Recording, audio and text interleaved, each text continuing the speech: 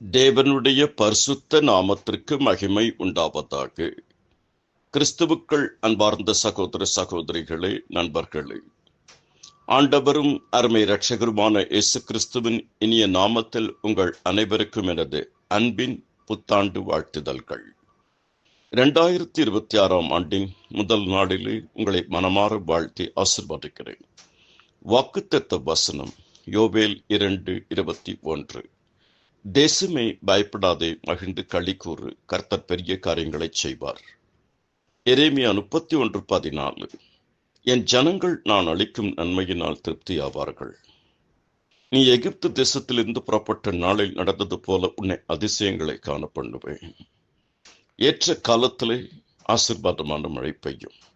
நிச்சயமாகவே நான் உன்னை ஆசீர்வதித்து உன்னை பெருக பண்ணுவேன். நீ வலதுபுறத்திலும் இடதுபுறத்திலும் இடம் கொண்டு பெருகுவாய்.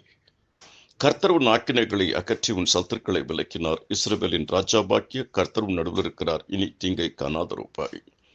2026 ஆண்டு நன்மையின் ஆண்டு. கர்த்தர் தம்முடைய ஜனங்களுக்கு நன்மை செய்வார்.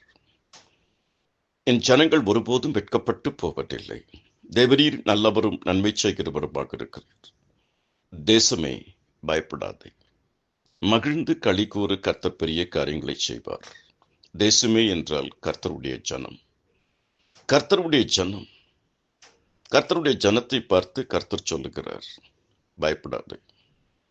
பயப்படாதே என்றால் பயத்தை நீக்குகிறவர், இருளை அகற்றுகிறவர். மகிழ்ந்து களி கூறு, உன் துக்கத்தை சந்தோஷமாக மாற்றுவேன். உன் துக்க நாட்கள் முடிந்து போகும். உன் துக்க மனம் மாறி போகும். சின்னவன் ஆயிரமும் சிறியவன் பலத்த ஜாதியுமாவான். கர்த்தராகி நான் ஏற்ற காலத்தில் தீவிரமாக செய்வேன்.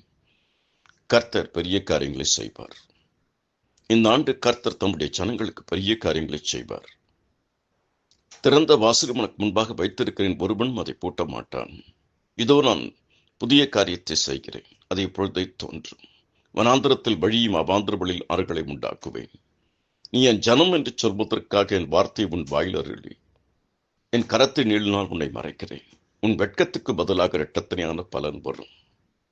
நீ உயிரோடு இருக்கும் நாளெல்லாம் ஒருவனும் உனக்கு முன்பாக எதிர்த்து நிற்பதில்லை. நான் மோசையோடு கூட இருந்தது போல உன்னோடு கூட இருப்பேன். நான் உன்னை விட்டு விலகுவதும் இல்லை, உன்னை கைவிடுவதும் இல்லை.